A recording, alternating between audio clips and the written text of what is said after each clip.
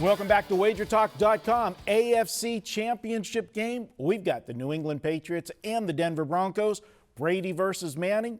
Most years you dream about that matchup, but we've got a Manning quarterback, Peyton, not at 100%. What do you guys think? I'll say this much for you guys. When I saw the lines last week, Brian, we were there. We were dead on what we thought the Carolina game would be. When I saw the line for the New England-Denver game come out at the end of the game, it kind of surprised me a little bit. What did you guys think? Well, I'll tell you what, I really wasn't surprised at this number. By the way, when you think about it and you see that 85% of the tickets are on New England at one of the spy sites that I use, which happens to be a deep book, deep pocket, big money taking offshore website, and they're showing about 85% of the tickets on New England. It's kind of been interesting that it stayed right there for the most part of where it opened. But I look at this particular game, and do you guys realize that Tom Brady has more touchdown passes in this stadium this year than Peyton Manning does? I saw that on Twitter over the weekend, and I was like, whoa, really? You know, it's mind-blowing to think about, but yeah. I thought the line was going to come a little bit higher. I thought a 4. I thought it was going to be a 4 spot. That might be going opposite of what you thought, but I really thought it was going to come 4. It was opposite of what I thought, because when you think of the championship game and the team at home, it's like it's not that often that you're going to have a team in the championship game that's going to be a home underdog. We just don't see it. We saw the first round of the playoffs, all the home underdogs that we had in the wild card round, and that's usually the round where you're going to see it. Obviously, injuries have taken its toll on the Broncos with the quarterback situation. But I'm looking at, and I'm a guy that I like to go back and look, because these two teams did play earlier in the season. The line closed at New England -2.5 in Denver. So I go back and say, from that meeting, what has changed? Now, obviously, people looking at last week's games, and we always talk about people who have short memories and they react to what they saw. What they saw was New England beat a Kansas City team that had won 11 in a row. They saw a Denver team that had to go, to the mat to beat a decimated Pittsburgh Steelers team. So public perception obviously is going to look to New England. It's always going to look to New England. But the way the two games played out, even more from last week. But Denver beat them earlier in the season. With Brock Osweiler. Brock Osweiler, but it wasn't Manning. It's Manning back. Now, I realize Manning's not what he is, but how many points do you put, and this will be a question when we do our podcast later this week when we have Matt Holt in. What do you do right now with the condition of Peyton Manning versus a healthy Brock Osweiler, which is what we had earlier in the season? What's the quarterback difference? Yeah, we asked him about that a couple of weeks ago. It'll be interesting to see what he has to say in this particular game. When you look at Peyton Manning last week, he didn't do anything special again, but what he did do, well, it was quite special, is there was a big 0 in the interception column. And he made the smart plays, and I think that experience factor of knowing what this team is about. He knows this team's about defense first, offense second. He knows that they don't have to win games 40-35, and so I think that experience, that knowledge of being around for so long, helped this team more than Osweiler would have starting quarterback last week.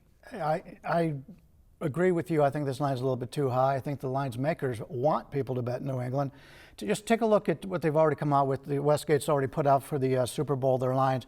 They've got New England a 1-point favorite over either of the representatives from the NFC. And the NFC, look at Denver. They're a 3-point home underdog, which means on a neutral field they'd be a 6-point dog to New England. 6-point dog against a 1-point dog or 1-point favorite over the other. This line should be roughly 1.5. Are you guys factoring Edelman into the equation because he was gone for so long? Well, they're 10-0 with Edelman. But he's going to be playing next week too. Yeah, I know, but I'm saying in this particular game. Yeah.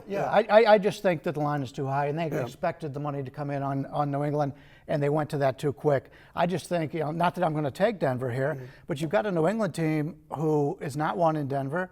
Belichick in his career has a losing record playing in Denver. Brady has a losing record playing in Denver. And you're getting them as a road favorite here. Now, even in a win, Denver couldn't have looked any worse last week. Right. I tweeted out. I said I've seen rain. They didn't have as many drops as the Denver receivers. They just couldn't catch the ball. So Denver's coming off a game they did not look good. I think so many people bought into the 7-point spread. They should have never been a 7-point spread last week. Right.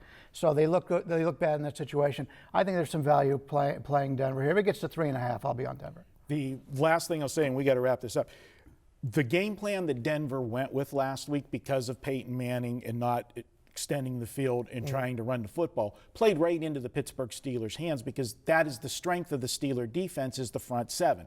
The weakness of the Steelers is the secondary, and they didn't test that. When they did test it, guys were open, but they dropped, what do you have? I think there were 7 drops in the game that he had.